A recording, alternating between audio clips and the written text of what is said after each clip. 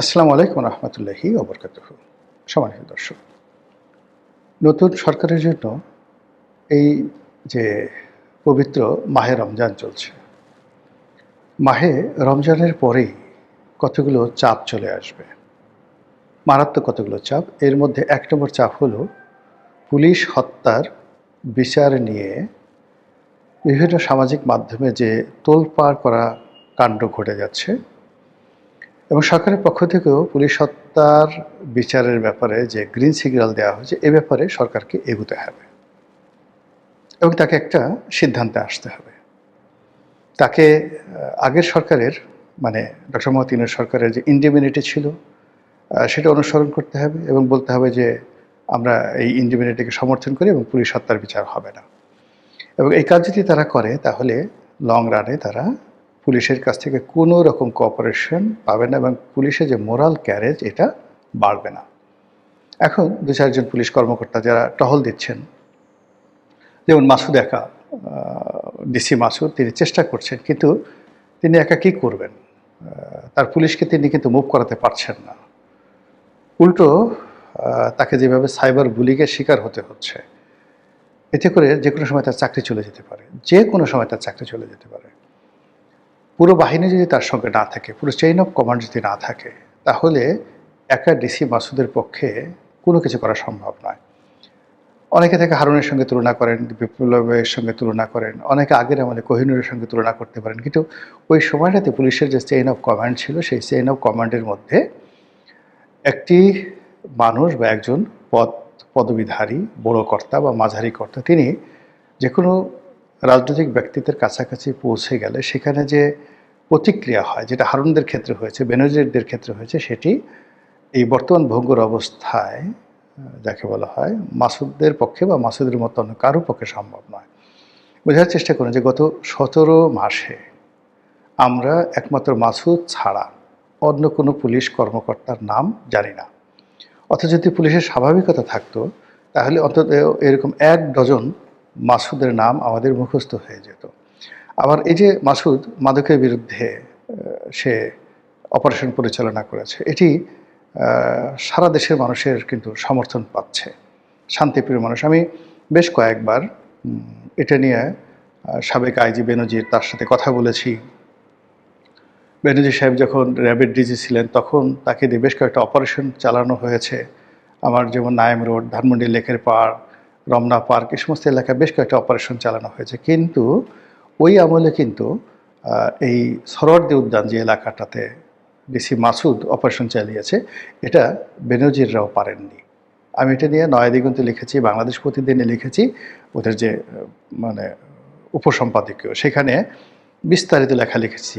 তো সেটা police respond করেছিল, কিন্তু শুধুমাত্র ওই জায়গাটাতে যেখানে মাসুদ করেছে, সেই জায়গাটাতে সেই মানে শেখ হাসিনার জমানার শক্তিশালী পুলিশও কিন্তু সেখানে হাত দেয়নি। তো কাজে মাসুদ এখানে হাত দিয়েছেন, হাত দেওয়ার সঙ্গে সঙ্গে তার হাত অনেকটা পুড়ে গেছে। যেভাবে তাকে নিয়ে বুলিং হচ্ছে, তাকে নিয়ে যেভাবে সমালোচনা হচ্ছে, এর ফলে তিনি মিডিয়ার সাথে যে অসহায়ভাবে নিজেকে উপস্থাপন করছে, ইট মিনস তিনি এগুতে পারবেন না, তাকে স্টপ হয়ে যেতে হবে। অন্যদিকে আবার মোহাম্মদপুরের যে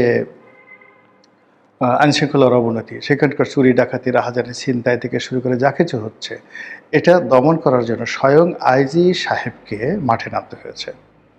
ইট মিনস পুলিশের চেইন অফ কমান্ড নেই। একটা থানা দমন করার জন্য একজন ওসি যথেষ্ট।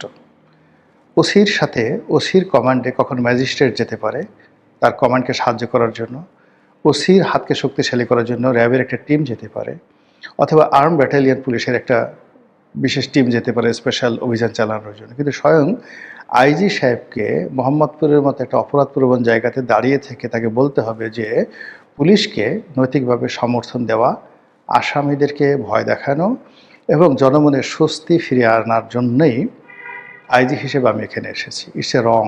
ইট মিনস পুলিশ এখনও অ্যাক্টিভেট হচ্ছে না।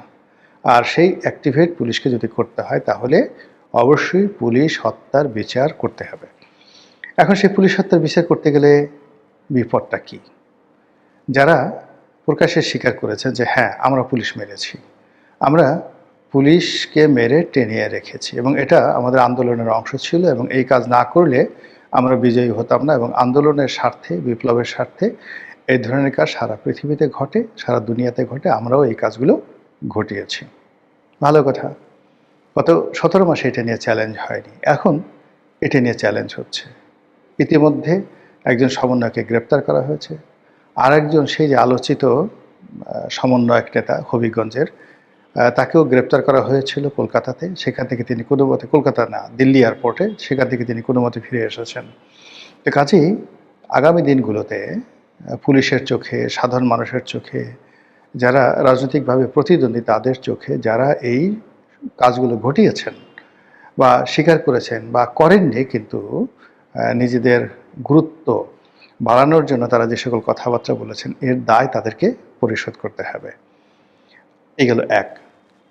দ্বিতীয়ত হলো, যারা এই সমস্ত কর্মকাণ্ড করেছেন তারা এখন বলার চেষ্টা করবেন যে আমরা এই কাজগুলো করেছি বিএনপির সাথে মিলেমিশে, বিএনপির অমুক অমুক ছিল। এবং ইতিমধ্যে একজন সমন্বয়ক তিনি রীতিমতো হুমকি দিয়েছেন যে আমরা ফাঁস করে দেব সেই কারা লন্ডন থেকে আমাদেরকে কখন কি উপদেশ দিয়েছেন, কি নির্দেশ দিয়েছেন, কি লজিস্টিক সাপোর্ট দিয়েছেন। এই গেল একটা বিপত্তি। আরেকজন আবার বলার চেষ্টা করছেন যে বিএনপির যারা লোকজন, সেই সমন্বয়কের সেই যে ফটো কার্ড ইন্টারনেটে ছাড়ানো হয়েছে, সেটার প্রেক্ষিতে বলার চেষ্টা করছেন যে ওর এত বড় সাহস, ও প্রধানমন্ত্রী তারেক রহমান সাহেবের নাম উল্লেখ করে কথাবার্তা বলছে, ওকে এক্ষুনি গ্রেপ্তার করা হোক। তো এইরকম যে ধাক্কা ধাক্কি এই রোজার মাসে শুরু হচ্ছে, এটা রীতিমতো রোজার পরে বুমেরাং হবে এবং ব্রাস্টিং হয়ে যাবে, জাস্ট লাইক সুনামির মতো এটা হয়ে যাবে। দ্বিতীয়ত আপনি দেখবেন যে এইবার মন্ত্রী পরিষদে অনেকে চান্স পেয়েছেন, আমি নাম বলবো না, যাদের মন্ত্রী পরিষদে চান্স পাওয়া তো দূরের কথা, এমপি হয়তো দূরের কথা, তাদের অনেকের মেম্বার হওয়ার পর্যন্ত যোগ্যতা ছিল না, কিন্তু তারা হয়েছেন। এখন বিএনপির ভিতরে বাইরে বলা হচ্ছে যে এদেরকে দিয়ে কি কিছু করা হয়েছে, বা ওই যে ডিবি হারুন শেষ মুহূর্তে যাদেরকে গ্রেপ্তার করা হয়েছিল তাদেরকে তো এখন ক্ষমতার অনেক কেন্দ্রে দেখা যাচ্ছে, যারা সরাসরি বিএনপি রাজনীতির সাথে জড়িত নয়। তো তাদেরকে দ্বারা কি কোনো কাজ করানো হয়েছে, তাদের কাছে কি কোনো গোপন তথ্য আছে, এবং তাদের সেই গোপন তথ্য যাতে পাচার না হয় এবং তারা যেন অনুগত থাকে, কৃতজ্ঞ থাকে, এজন্যই কি মূলত তাদেরকে বিএনপি পদপদবি দিয়ে অনুগত রেখেছে? এই প্রশ্নটা চলে আসছে। এরপরে হলো যে ওই সময়টাতে, আন্দোলনের ওই সময়টাতে তখনও পর্যন্ত জামাতের সাথে বিএনপির কিন্তু সম্পর্ক ভালো ছিল, বিশেষ করে নেতৃত্ব পর্যায়ে কিন্তু তখনও সম্পর্ক ভালো ছিল। 2024 সনের যদি আগস্টের আগে জুন, এপ্রিল, মে, জুনের কথা চিন্তা করেন, তখনও পর্যন্ত জামাতের সঙ্গে বিএনপির সম্পর্ক ভালো ছিল। এবং জামাত যদি এই সকল কথাবার্তা, বিএনপির নেতৃত্বের সাথে কথাবার্তা রেকর্ডগুলো তাদের কাছে রেখে থাকে, ফলে আগামীতে যদি এই পুলিশ হত্যার বিচার নিয়ে কাউকে ফাঁসানোর চেষ্টা করা হয়, তাহলে এটা নিয়ে রীতিমতো কোয়ার্টার গেট কেলেঙ্কারি শুরু হয়ে যাবে। কিন্তু এটা করতে হবে, এটা বিএনপিকে অ্যাভয়েড করা যাবে না। এটা মানে বিএনপির জন্য অনেকটা সেই কর্নেল তাহেরের ফাঁসির মতো অবস্থা, এই ঝুঁকি তাকে নিতেই হবে। কর্নেল তাহেরের ফাঁসি দেওয়া ছাড়া জেনারেল জিয়াউর রহমানের কোনো উপায় ছিল না। আবার কর্নেল তাহেরকে ফাঁসি দেওয়ার কারণে ইতিহাসে তিনি যেভাবে নিষ্ঠুর শাসক হিসেবে নিন্দিত হয়ে আছেন এখনো পর্যন্ত, এবং যেভাবে তাকে বিট্রেয়ার হিসেবে জাসদের লোকজন এখন পর্যন্ত তাকে অভিসম্পাত করে, ঠিক এই সময়টিতেও দেশের স্বার্থে, জনগণের স্বার্থে, অ্যাডমিনিস্ট্রেশনের স্বার্থে, পুলিশের যাকে বলা হয় চেইন অফ কমান্ড ফিরিয়ে আনার জন্য বর্তমান সরকারকে অবশ্যই পুলিশ হত্যার ব্যাপারে কার্যকর ভূমিকা নিতে হবে। এবং এটা নামকা অস্তে লোক দেখানো হলে চলবে না, গণতন্ত্রের ধারাবাহিকতা বজায় রেখেই এই কাজ করতে হবে। এবং এই কাজের সঙ্গে স্নাইপার রাইফেল আসবে, এই কাজের সঙ্গে 7.62 বোরের যে রাইফেল, সেই রাইফেলের গুলি, তারপরে কারা গুলি করেছে, এবং ব্রিগেডিয়ার সাখাওয়াত যে বক্তব্য দিয়েছেন যে যাদেরকে দিয়ে এই গুলিগুলো করানো হয়েছে তারা দেখতে আমাদের মতো নয়, মানে আমাদের মতো নয়, ভারতের মতো নয়, স্পষ্টতই বলা হচ্ছে পাকিস্তানের লোকজনের মতো দেখতে, ইউরোপিয়ানের মতো দেখতে অথবা আফগানিস্তানের লোকের মতো দেখতে, হোয়াট এভার মেবি, বাংলাদেশ এবং ভারতের মানুষ কিন্তু দেখতে একই রকম। অর্থাৎ রয়ের লোক যদি এই কাজ করতো, ডিজিএফআইয়ের লোক এই কাজ করতো, বাংলাদেশ পুলিশের লোক এই কাজ করতো, ইট সিমস দ্য সিমিলারিটি। কিন্তু সেটি ব্রিগেডিয়ার সাখাওয়াতের বক্তব্যে ফুটে উঠেছে যে না, এখানে অন্য কেউ ছিল। তাই এই অন্য কেউ কারা এনেছে? মার্কিন ডিপ স্টেট এনেছে, জামাত এনেছে, বিএনপি এনেছে, আওয়ামী লীগ এনেছে, এগুলো সামনে আসতেই হবে। সবচেয়ে মারাত্মক বিপদ হবে যে এই ঘটনার সঙ্গে সেনাবাহিনীর কতটা সম্পৃক্ত ছিল, সেনাবাহিনীর কারা কারা এর সাথে জড়িত ছিল বা কারা কারা এর সাথে জড়িত ছিল না, এই বিষয়গুলো সামনে চলে আসবে। ফলে আরেক দফা এই পুলিশ হত্যাকাণ্ড, এটাকে অ্যাভয়েড করা যাবে না, কিন্তু এটাকে নিয়ে যখন আপনি নাড়াচাড়া করবেন, কেসও খুঁড়তে গিয়ে সাপ বের হয়ে আসবে এবং রাজনীতির সমস্ত ধারাপাত উলটপালট হয়ে যাবে। এগুলো একটা। 2 নম্বর হল যে গত 17 মাসে যে মবগুলো হয়েছে, ইতিমধ্যে ঢাকা বিশ্ববিদ্যালয়ের সাহসী শিক্ষক হাফিজুর রহমান কার্জন তিনি ঘোষণা দিয়েছেন যে তিনি 32 নম্বর ভাঙার অপরাধে ডক্টর মোহাম্মদ ইউনূস এবং তার যারা অ্যালাইড তার বিরুদ্ধে মামলা করবেন। এই কার্জনকে আসলে, কার্জনের এত সাহস ছিল না। আমাদের ডিপার্টমেন্টের ছেলে, ভালো ছাত্র, পড়াশোনা করেছে, নম্র ভদ্র, ওর কখনোই এত সাহস ছিল না। ওকে এই জেলে নেওয়াটা ভীষণ রকম একটা অন্যায় হয়ে গেছে। এ জেলে নেওয়ার পরে সাহস বেড়ে গেছে। এখন আপনি একে মারতেও পারবেন না, কিছুই করতে পারবেন না। এখন এ যদি মানে আইনের ছাত্র সেইভাবে কোনো একটা কোর্টে মামলা সাবমিট করে, সেটা আজ হোক, কাল হোক, 10 বছর পরে হোক, 20 বছর পরে হোক, এটা একটা রেকর্ড থেকে যাবে এবং সেই মামলা এই বর্তমান জমানাতে যারা আছেন তারা এবং ডক্টর মোহাম্মদ ইউনূস তাদেরকে ভোগাবে। যেমন 32 নম্বর ভাঙা হয়েছে, 32 নম্বর কি ডক্টর মোহাম্মদ ইউনূস তার নির্দেশ ছাড়া, তার হুকুম ছাড়া বা তার আশকারা ছাড়া ভাঙতে পেরেছে? বা ধরুন যারা ভেঙেছে তাদের সঙ্গে কি বিএনপির কোনো যোগাযোগ ছিল, বিএনপির কোনো নেতার সম্পর্ক ছিল, এমনকি তার সঙ্গে কি জামাতের কোনো যোগাযোগ ছিল? এই বিষয়গুলো নিয়ে যখন টানাটানি হবে, অনেকে দেখবেন ফটাফট করে সত্য কথা বলে ফেলবে। এতে কত মানুষের যে ইজ্জত যাবে, কত মানুষের যে ইমেজ নষ্ট হবে, তা একমাত্র আল্লাহ রাব্বুল আলামিন বলতে পারবে। তৃতীয় যে জিনিসটা আছে যে 32 নম্বর ছাড়া এই গত 17 মাসে যে সকল উল্লেখযোগ্য মব হয়েছে, এই মবের যারা নায়ক, এরা সবাই দেখবেন যে জনগণ দ্বারা ধিক্কৃত হবে, এই সমাজে তারা লাঞ্ছিত হবে প্রাথমিকভাবে, এবং পরবর্তীতে তাদের সবার বিরুদ্ধে জনগণই মামলা করবে।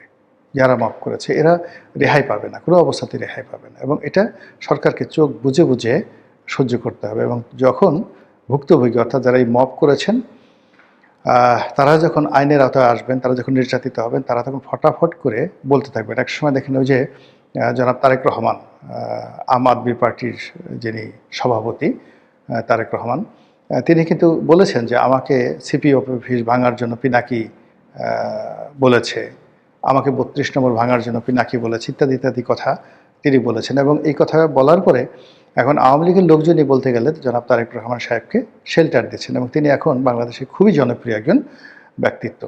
তো সেই দিক থেকে আগামীতে যারা মবকারী, তারা যদি যাকে বলা হয় জনগণের সামনে এসে সত্য কথা বলেন, কারা তাদেরকে এই কাজে উদ্বুদ্ধ করেছে, কি করেছে, তাহলে রাজনীতির যে কোর্স অফ অ্যাকশন, এটা পরিবর্তন হয়ে যাবে এবং বিএনপি মারাত্মক বিপদে পড়বে। সর্বশেষ যেটি, তা হলো শুধু মব করা হয় নাই, মব করতে গিয়ে রীতিমতো ডাকাতি করা হয়েছে। আর শুধুমাত্র ডাকাতি করা হয়নি, ডাকাতি করতে গিয়ে অনেক ক্ষেত্রে শ্লীলতাহানি করা হয়েছে। এই জিনিসগুলো ধীরে ধীরে সামনে আসছে। আব্দুল তুষার সাহেব, বাংলাদেশের প্রখ্যাত টেলিভিশন বক্তা, মিডিয়া জগতের খুবই পরিচিত মুখ, তিনি খুব স্পষ্টভাবেই বলেছেন যে 32 নম্বর ভাঙতে গিয়ে 32 নম্বরের আশেপাশের বাড়িতে ডাকাতি হয়েছে, এবং ওখানে একজন বিখ্যাত শিল্পী, সেই জলের গানের যে ভোকাল, যার বাড়িতে ইম্মানুয়েল ম্যাক্রো গিয়েছিলেন তার গান শোনার জন্য, তার বাড়িও লুট হয়েছে, ভাঙচুর হয়েছে, ডাকাতি হয়েছে। এইভাবে 32 নম্বরের আশেপাশের সব বাড়িতে ডাকাতি হয়েছে। এরপরে আমি নিজের চোখে একটা জিনিস দেখেছি, যেমন ধানমন্ডিতে একটা বাড়িতে এরকম রাতের মব হচ্ছিল, ডাকাতি হচ্ছিল। পরে আমি 999 টেলিফোন করে পুলিশের সাহায্য নিয়ে ওই বাড়িটা রক্ষা করি, কিন্তু ইতিমধ্যে ডাকাতি কিন্তু হয়ে গেছে। পুলিশ